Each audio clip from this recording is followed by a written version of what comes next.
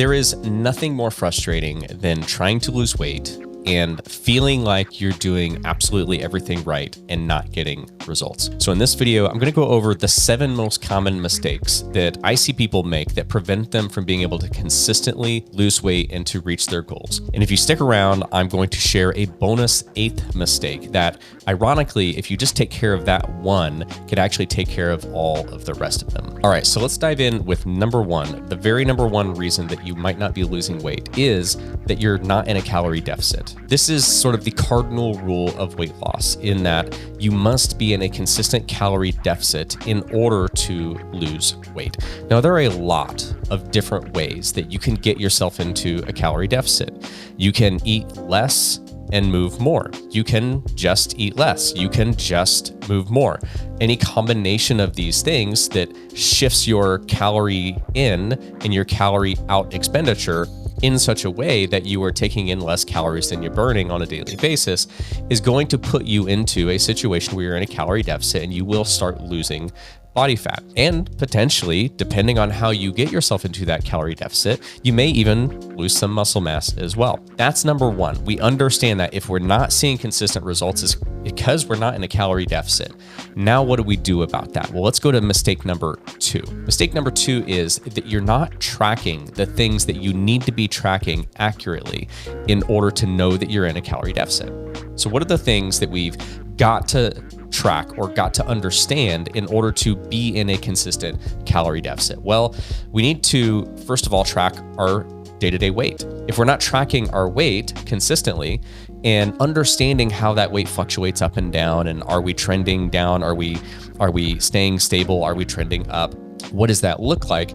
But if we're not tracking that data, we can't know if what we're doing is actually working or not. Some people will say that you shouldn't track your weight every day. Some people will say track it once a week, track it once a month, once every couple of weeks. In our program with our clients, we actually have our clients track their weight every single day. And we do that for a reason, because weight fluctuates up and down. But if we're doing the right things and we're in a consistent calorie deficit, you're going to see a trend down over the long term, week over week, month over month. But we can't know if we're in a consistent calorie deficit if we're not tracking our weight. So we got to start by tracking our weight. And I recommend tracking it as consistently as possible. So the more data you have, the more accurate of a calculation you can have on whether your weight is going down on average week over week. The second thing we've got to be tracking, or at least understanding, is how much food are we eating? If we're going to put ourselves into a calorie deficit, but we're not sure or don't really know or aren't really keeping track of how much food we're eating, how many calories we're eating on a daily basis, then we have no basis to know whether we're actually in or able to create a calorie deficit through calorie control or not. And then the third thing is our activity. How active are we being on a daily basis? How many calories are we burning on a daily basis? And we don't need to know exactly how many calories we're burning on a daily basis, but we do need to keep some kind of a track of how active we're being, right? How many steps are we walking on a daily basis? Are we tracking that with something like an Apple Watch or a Fitbit or a Garmin or something like that, or an Oura Ring?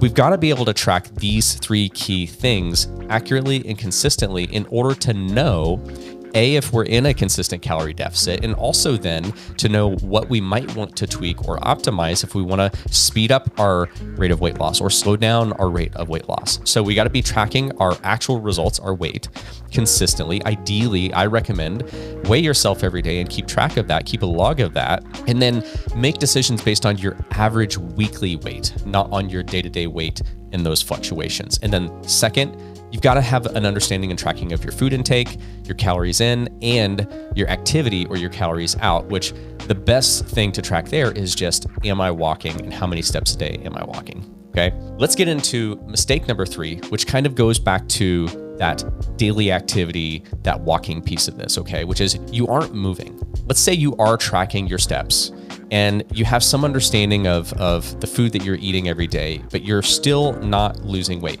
Well, it could just be that you're just not being very active. When it comes to creating a consistent calorie deficit, there are really 2 sides of that equation: the calories we're eating and the calories we're expending. And so we've seen it many, many times with clients who come into our program and they're just very sedentary. Maybe they work a desk job, right? Or they spend a lot of time driving for their job. Whatever it may be, Maybe they have physical limitations, right? There could be a lot of reasons why they're not moving very much, but let's say they're only getting 2,500 to 3,000 or maybe 4,000 steps a day.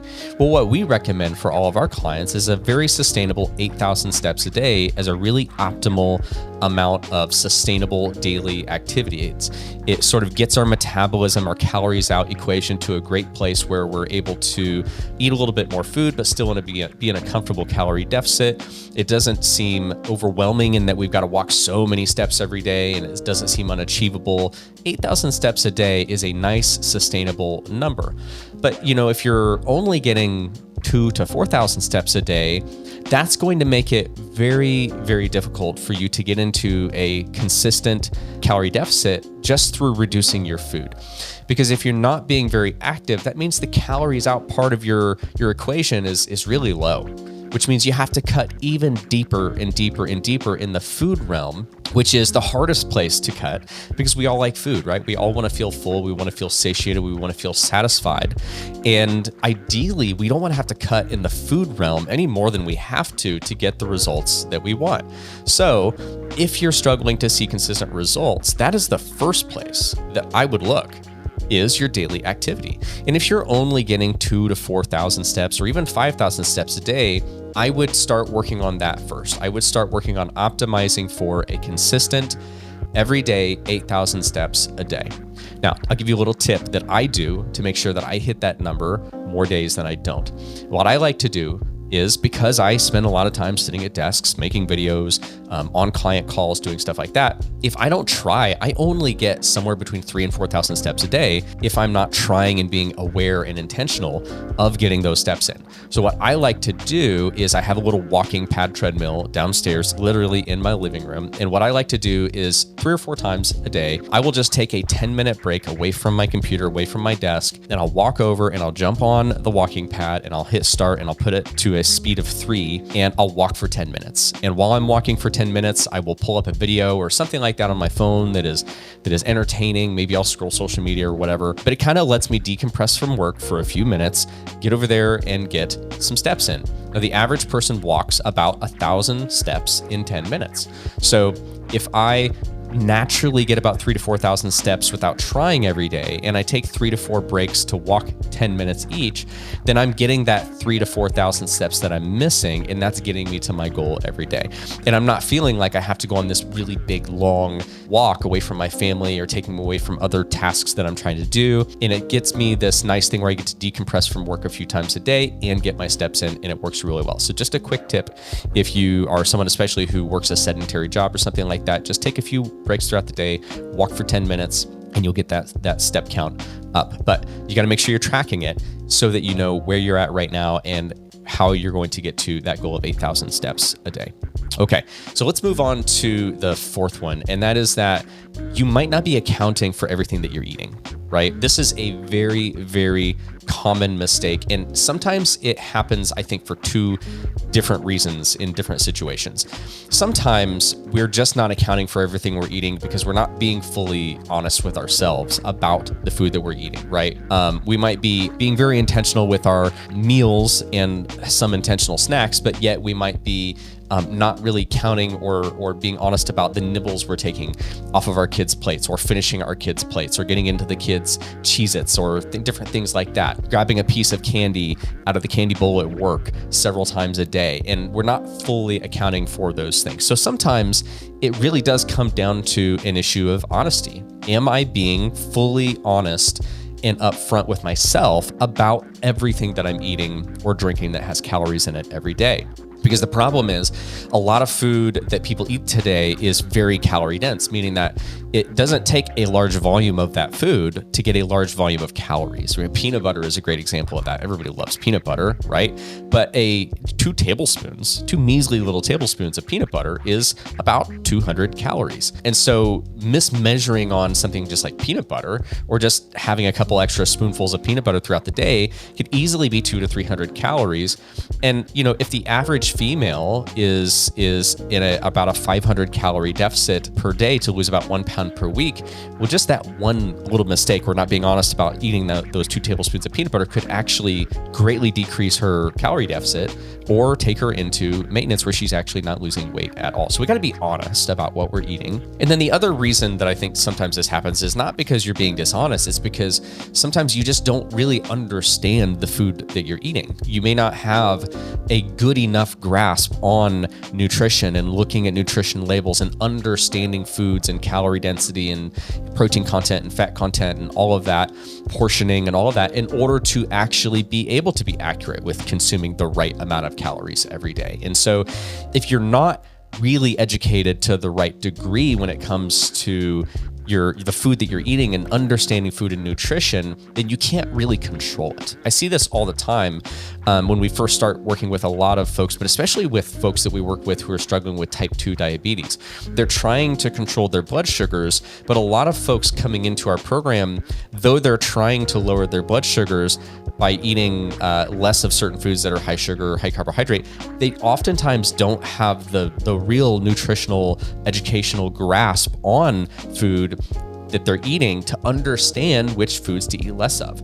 And sometimes they're eating more or less of certain foods for the wrong reasons because they just don't understand or have that knowledge or that educational grasp around nutrition.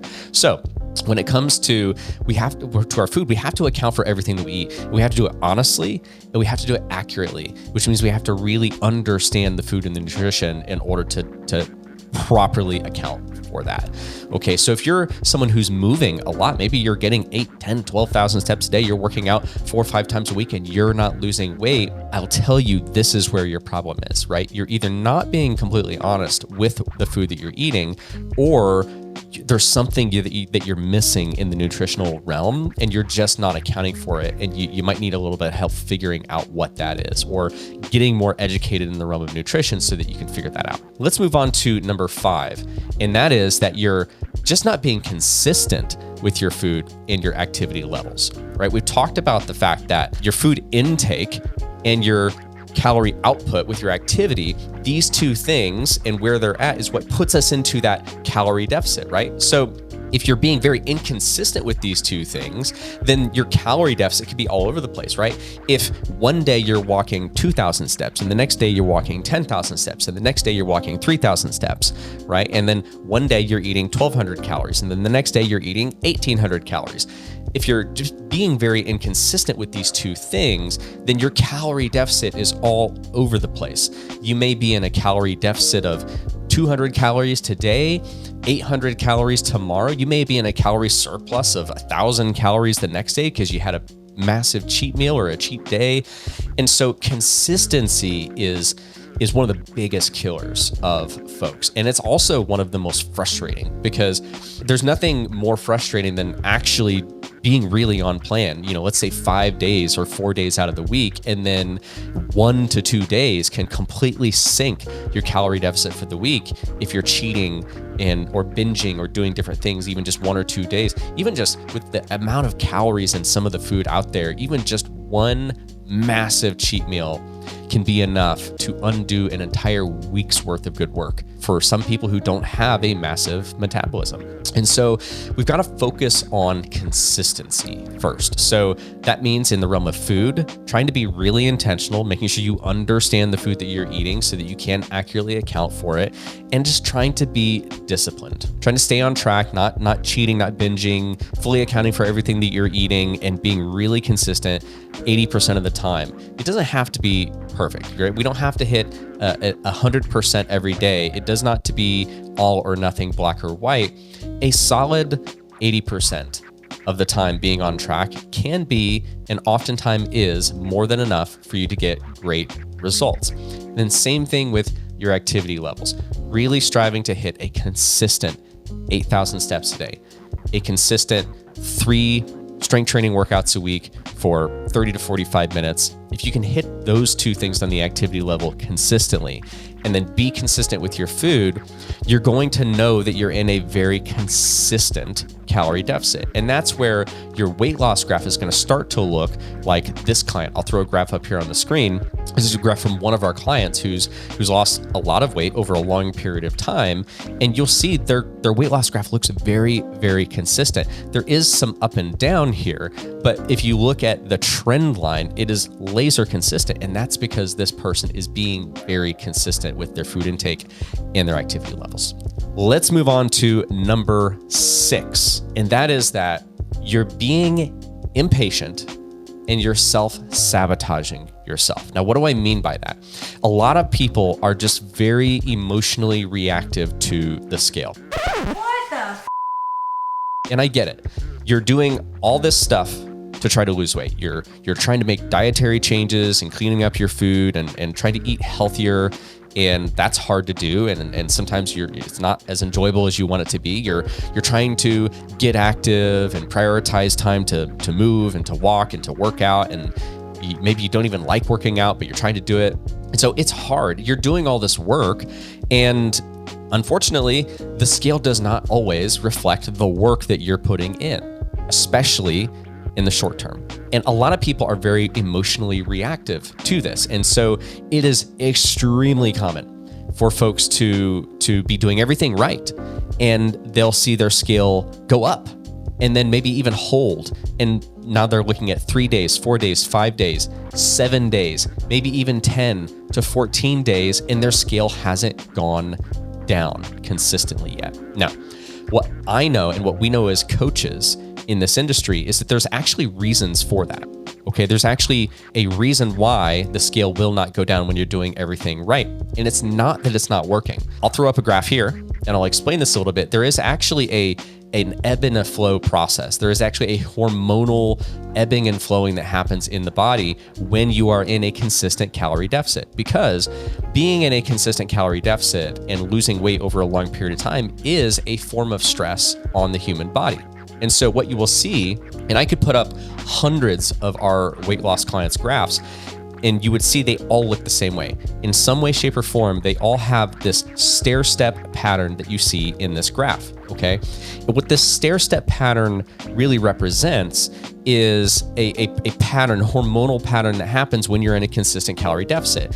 And what will happen is you will, just about every time you have a big drop on the scale, you will almost always see a correction back up and then a hold. And that hold is what we call a false plateau. And that false plateau is where your body is not holding on to body fat. You're actually losing body fat if you're in a consistent calorie deficit during that entire false plateau, but it's holding on to water weight. Okay. And so what that is your body kind of putting up this short-term hormonal resistance to the calorie deficit and to the prolonged weight loss, and it will hold on to water. Now, if you are consistent and you remain consistent and stay on plan, you don't sabotage, you don't throw a hissy fit or say, screw this, it's not working, I might as well go and eat a pizza or whatever it might be. If you refrain from doing that and you do that long enough, you will always see your body release that water. And over the next few days, you'll see new lows and new progress. And almost always your graph will meet right back up with that long-term trend line. You can see it happening in this graph with this client on the screen. Now, here's the thing. These false plateaus can oftentimes last anywhere from 1 to 2 weeks.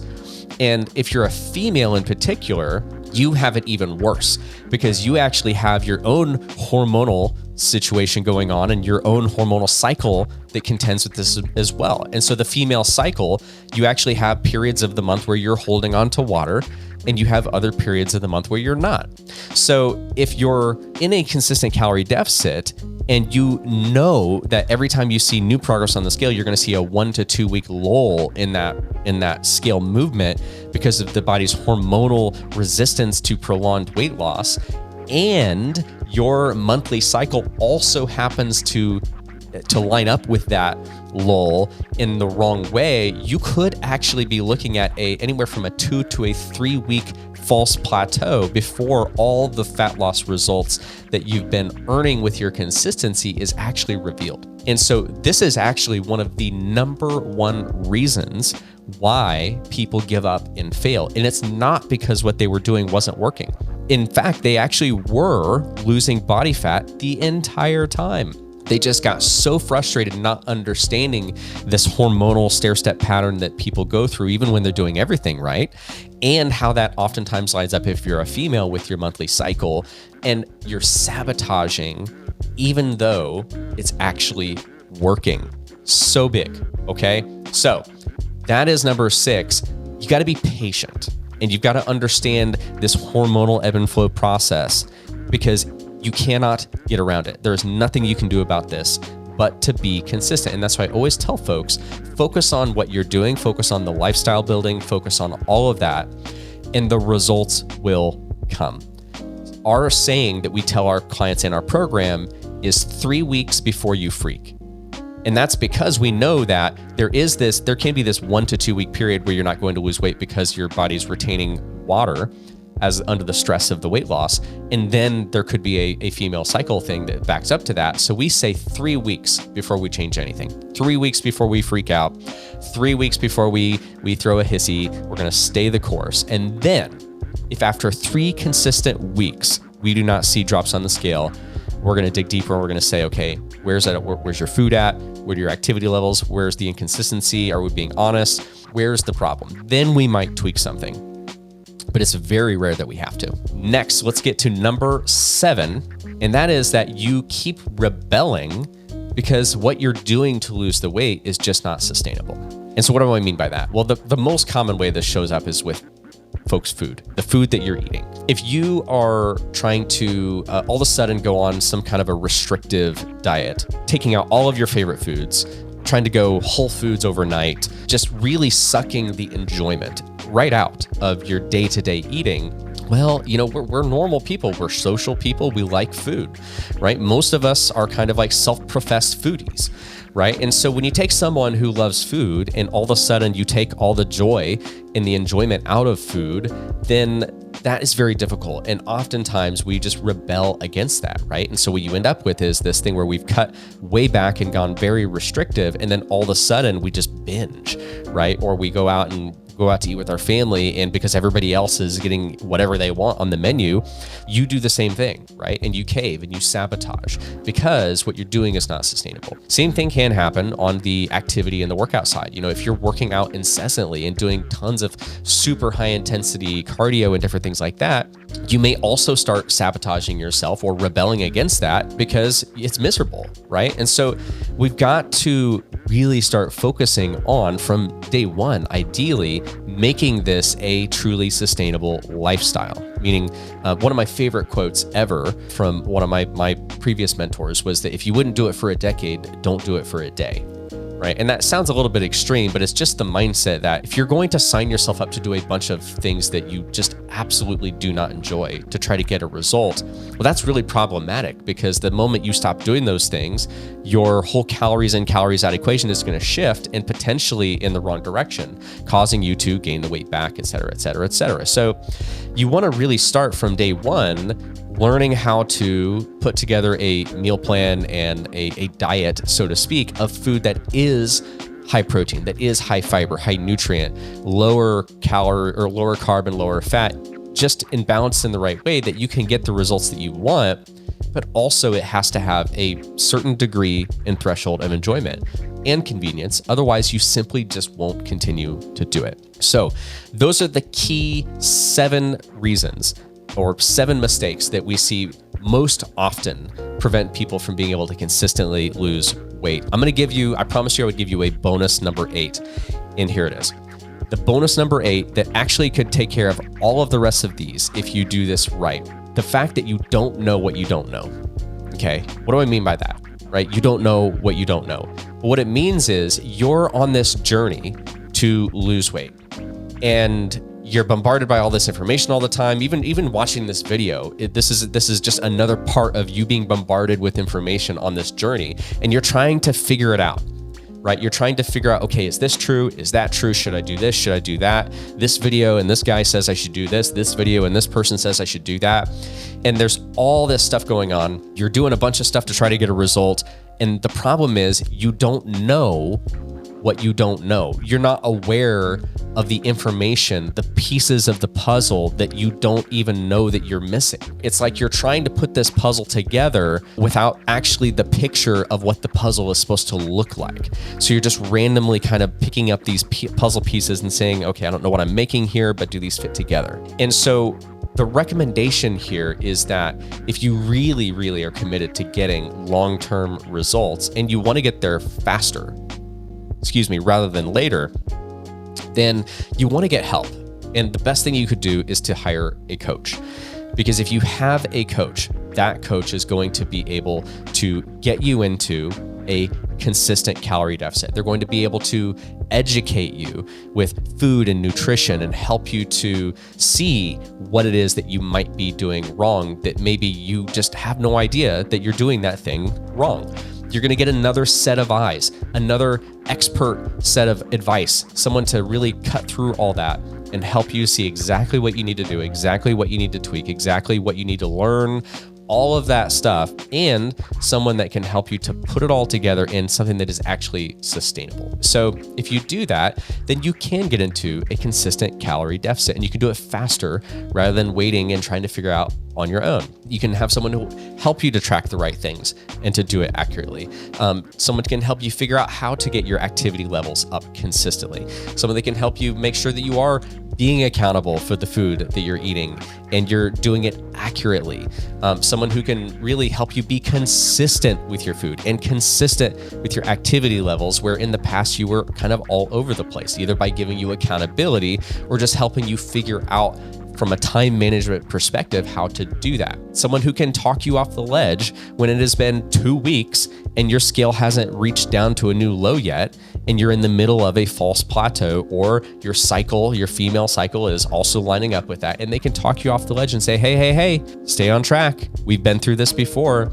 If you stay on track, you're going to see the results, and preventing you from sabotaging yourself, right? So getting help is the best way for you to cut through all of that and to shortcut your way to success. Now, I understand that not everybody is ready to go out and hire a coach. Not everybody is ready to join a program or something like that. But if you're in that place and you're like, okay, I've been trying to do this on my own for long enough, I want someone who truly understands this, then there are links down beneath in the description of this video to the application page for our program. What you can do is you can tap on that or click on that little link down there. You can fill out an application. You're not making any commitments when you fill out that application. It's just going to cause us to reach out to you just to have a conversation, an exploratory conversation about whether it would even be a good fit for us to work together on this with you. So if you want to explore that, you can hit that link down below. There's also some other free resources down below as well. I hope that this has been helpful and informative for you, if at least helping you to understand where some things might be going wrong and giving you something to focus on. If it has been helpful, I would love for you to tell me exactly what you learned down in the comments below. I would love for you to hit the subscribe button and the notification bell and the little thumbs up button, as well as that really helps YouTube to know that we're giving value, and it will recommend these videos to other people, and it'll help our channel grow so that we can continue doing content just like this. That's it for today. I hope this has been helpful, and I'll see you guys in the next one. Bye-bye.